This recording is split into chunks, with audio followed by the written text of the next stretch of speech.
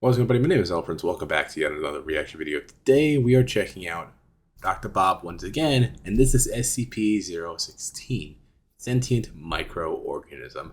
I'm going to go out of a limb and say this is a infectious plague or virus of any kind that it takes and rewrites the entirety of the atoms on a molecular scale, but that is just my guess. And I saw this because it was interesting, and I have not seen me reacting to it in the past, so I wanted to get right into it.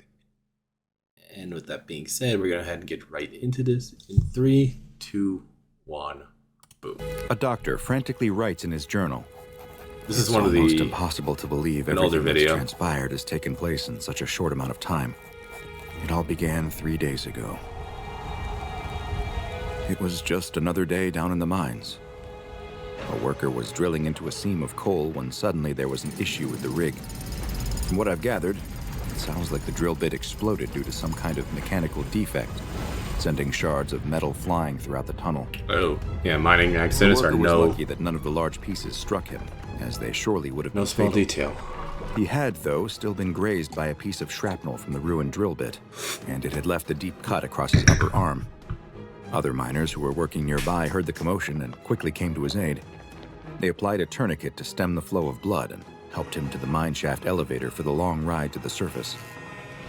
Once they reached the safety of daylight, they brought the injured man to the on-site medical clinic, where I was on duty at the time. I cleaned the wound since there was a substantial amount of coal dust that had gotten inside, before suturing and bandaging it. The miner was sent to his bunkhouse to recover, and I thought that would be the end of it. Of But it course, wasn't. it was only the beginning. Roughly 24 hours later, the same miner presented himself to me once again.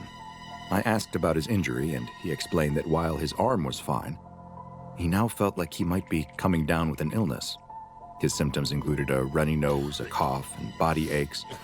So my assumption was that he'd simply had some bad luck and caught a cold that just so happened to coincide with being injured on the job. I sent him to his bunk once again, telling him that he wouldn't be able to work and should instead use the day to rest and recover. The next day, I was once again in the clinic when my phone rang. It wasn't the sick miner, but instead his supervisor. The miner hadn't shown up for his shift that morning, and he asked for me to go check on him since he knew he hadn't been feeling well. I agreed that it was strange that neither of us had heard anything else from the miner and went to see him straight away. He's dead. I'm going to say that right now. So usually to get people that get in contact with the stuff right away in these videos, they're most likely dead. So let's see what happened. I entered the bunkhouse where many of the workers stay while on site at this remote mine. It was empty, except for the injured miner who was still in his bed. As I approached, I could immediately tell something was very wrong. The man was curled up in the fetal position, and was sweating profusely while also shivering.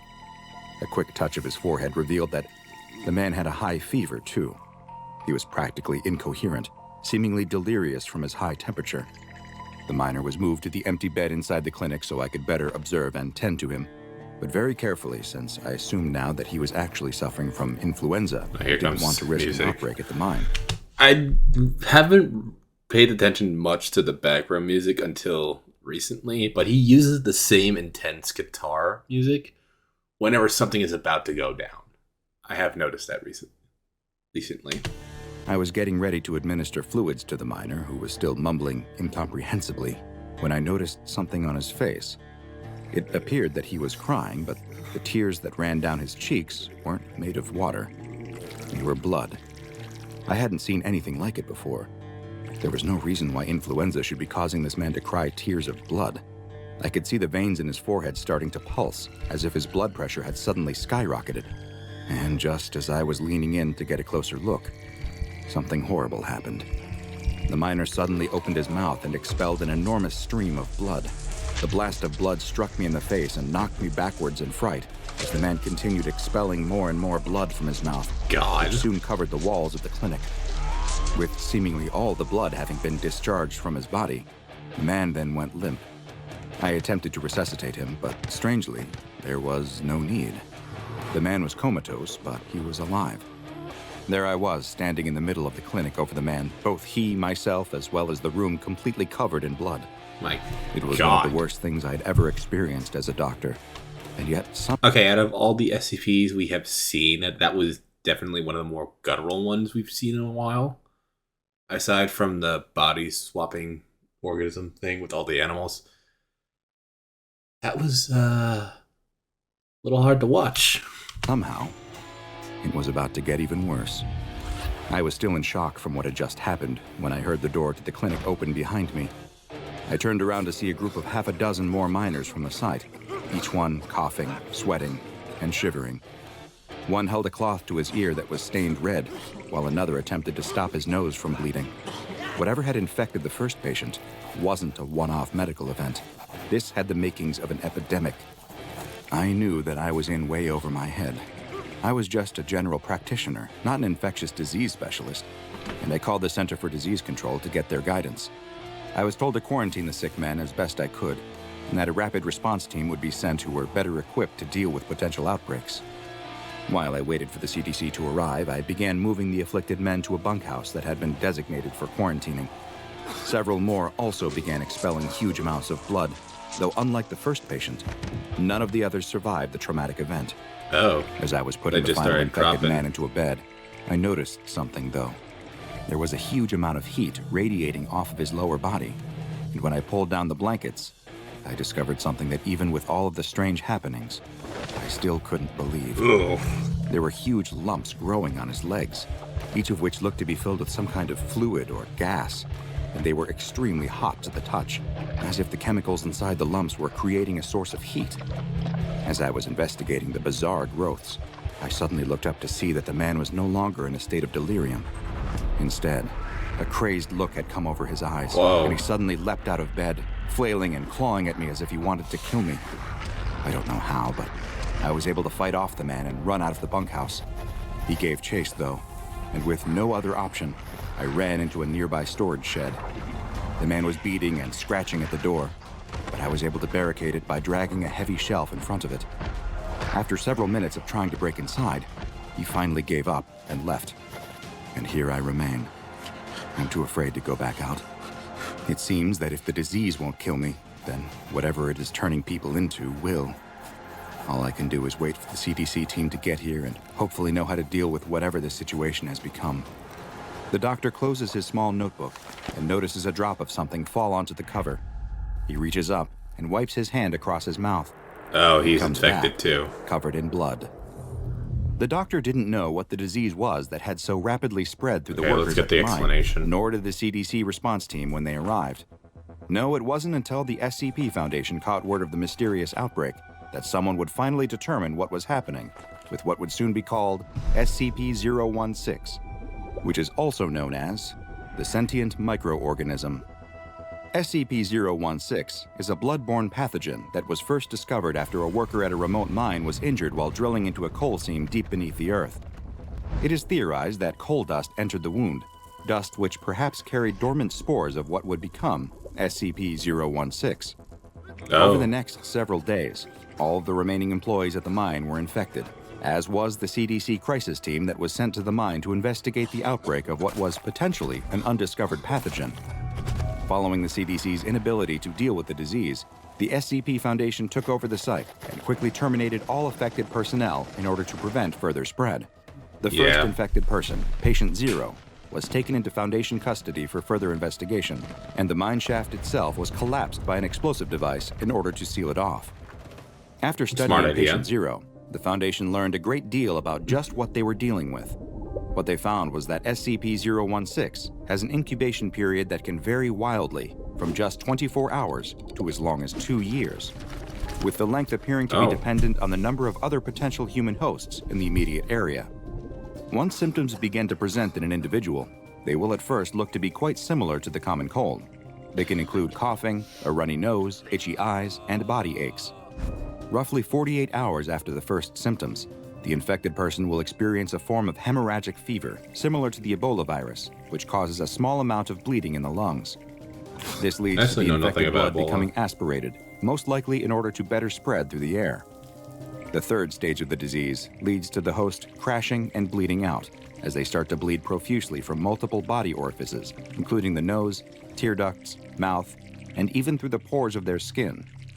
Their blood pressure will also skyrocket during this final stage, and in some cases have vomited blood as far as 5 meters. Oddly enough, although most die from the traumatic event, this almost complete exsanguination will not always result in death. Sometimes, following the removal of almost all blood from the body, the patient will somehow survive, and the pathogen inside their body will return to its dormant phase once again, before eventually repeating the process. But SCP-016 is more than just a rapid and often deadly bloodborne disease, as you will soon see. As SCP researchers studied the disease, what they discovered was that it had a very strange property that sets it apart from other hemorrhagic fevers like Ebola and the Marburg virus. Neither of which I've ever heard of. Was that when someone infected with SCP-016 is placed into a high-stress situation, such as one where their life is being threatened, SCP-016 will transition from rapidly reproducing inside of its host's body to instead begin rewriting their host's actual DNA. This genetic manipulation, combined with the stimulation of rapid cell division, leads to the host undergoing major physiological changes and in extremely small amounts of time. In just 24 hours, the host can begin showing physical changes to their body, and a complete bodily reconstruction can occur in less than 2 weeks. Most of the hosts who begin to undergo physical changes will not survive the process, due to how heavily the transformation stresses the body, but those that do will be changed in more than just physical ways. They'll exhibit hyper-aggressive behaviors, not dissimilar to those infected by rabies. And it's theorized that the pathogen may cause this behavior in order to better spread the virus. When the Foundation realized that SCP-016 was capable of these transformative effects, they immediately undertook a number of experiments on D-Class personnel in order to better understand their full extent. In the first test, a D-Class was infected with SCP-016, and as soon as they began showing symptoms, their cell was slowly flooded with water in order to stimulate the life-threatening situation needed to trigger the transformation process. Over the next 24 hours, researchers watched as the subject appeared to develop gills, which would allow it to survive in the now water-filled cell. The transformations didn't stop there, though, and over the next 2 weeks, the subject also had their limbs change into fins, their eyesight deteriorated, and their sense of hearing increased as they developed an echolocation ability very similar to the one employed by whales and dolphins. The experiment was concluded by removing all of the water from the cell, leading to the death of the subject from asphyxiation, as they could no longer breathe in the open air. A similar experiment was performed on another D-Class, but this time, instead of taking on aquatic animal properties, the D-Class experienced rapid muscle growth, and their knuckles grew bone-like protrusions. They wanted to break out. Both of these to break through the door of their flooding cell, but they were unable to breach the reinforced steel, and soon died from drowning. The Foundation now knew that the virus could react in different ways to the same situation. The same experiment was run a third time, but in this instance, the infected D-Class exhibited an entirely different means of trying to escape. The subject had a massive growth appear on its chest, which seemed to be fed from 2 different tubes of flesh, also emanating from the subject's body. Fearing what it planned to do, the Foundation ended the experiment early and terminated the subject. An autopsy revealed that the growth was actually a hollow chamber that was being fed by the tubes with oxygen and acetylene gas, which when combined in sufficient amounts would cause a massive combustion event. In other words, SCP-016 was turning the subject into a living bomb. Moving on from flooded cell tests, the researchers next left this virus will do whatever it takes to succeed in its mission. The D-Class inside of a room with no stressing elements, and instead told them to focus on growing a pair of wings. Without any reason to begin the transformation process, SCP-016 went through its normal stages, and the subject died from blood loss without any other changes occurring. In the final test, a D-Class was placed inside of an acrylic box that was suspended over a mine shaft, with a timer attached indicating the time when the bottom of the box would open and drop the D-Class into the 1,000-foot deep shaft. This D-Class was also told to focus on growing wings that would allow them to survive the plunge. The subject began to transform over the next 24 hours, but rather than grow wings, they instead developed a tentacle-like appendage on their arm that was capable of producing silk, similar to a spider's spinneret. They used the silk-producing organ to secure themselves to the box, showing that subjects did not appear to be able to control the way in which SCP-016 would alter their bodies. This experiment concluded when the timer reached 0, and the bomb attached to it detonated, as had been the plan all along. Following this last test, SCP-016 samples were placed into containment, and I access to the contain sample it. for Destroy experimental it. purposes is only allowed with prior authorization from Level 4 or O5 personnel, with full documentation of the proposed experiment required beforehand.